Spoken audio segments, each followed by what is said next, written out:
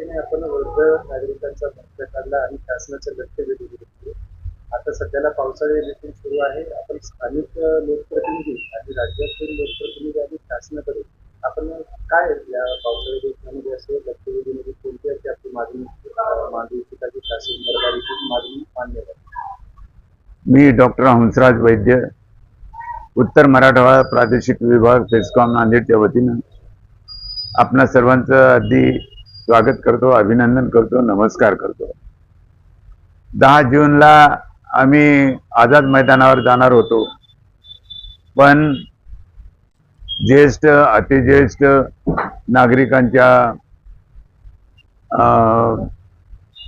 इच्छेमुळं आणि त्यांची तीव्र इच्छा होती की तुम्ही आम्हाला घेऊन चला, पण सगळ्याला नेणं शक्य नव्हतं. कारण ते 90 आणि 100 वर्षाचे काही जे लोक आहेत आधाराने चालतात.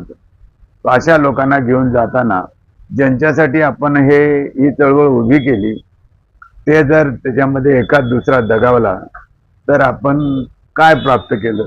त्याच्यासाठी आम्ही तिथे न जाता माननीय जिल्हाधिकारी कार्यालयासमोरच आम्ही हे मांडायचं ठरवलं, कारण ते त्याचे शासनाचे प्रतिनिधी आहेत म्हणून.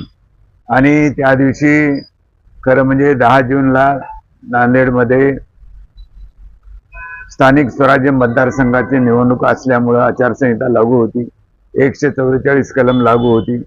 तरी आमच्या हाकेला प्रतिसाद देऊन 10,000पेक्षाही जास्त ज्येष्ठ नागरिक नांदेडला येऊन धडकले आणि अत्यंत शिस्तबद्ध असा आम्ही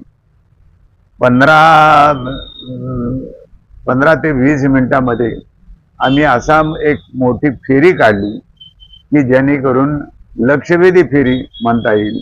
ही ज्येष्ठ नागरिक हक्क संरक्षण जागरूकता प्रभात फेरी किंवा जागरूकता लक्षवेधी फेरी या निमित्तानं आम्ही तिथे गेलो.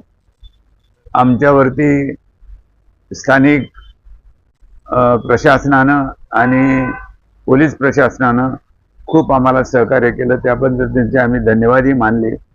ती फेरी काढल्यानंतर असं लक्षात आलं की प्रचंड प्रमाणामध्ये ज्येष्ठ नागरिक आज अत्यंत हालाखीच्या परिस्थितीमध्ये जीवन जगत आहेत.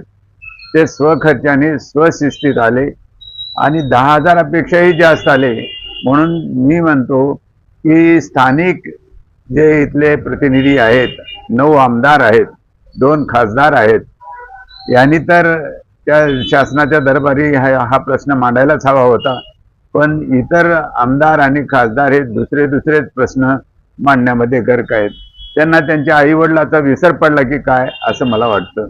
ज्यांनी यांना जन्म दिला, लहानाचं मोठं केलं, पोषण केलं, सांभाळ केला, संस्कार केले आणि त्यांना इथं ह्या पदापर्यंत आणून सोडलं, अशा आईवडिलांचा कशा अवस्थेत राहावं लागतं हे त्यांनी लक्षात आणून हा प्रश्न जिव्हाळ्याने आणि पोटतिडकीने लक्षवेधी पद्धतीने त्या अधिवेशनात मांडायला पाहिजे होता.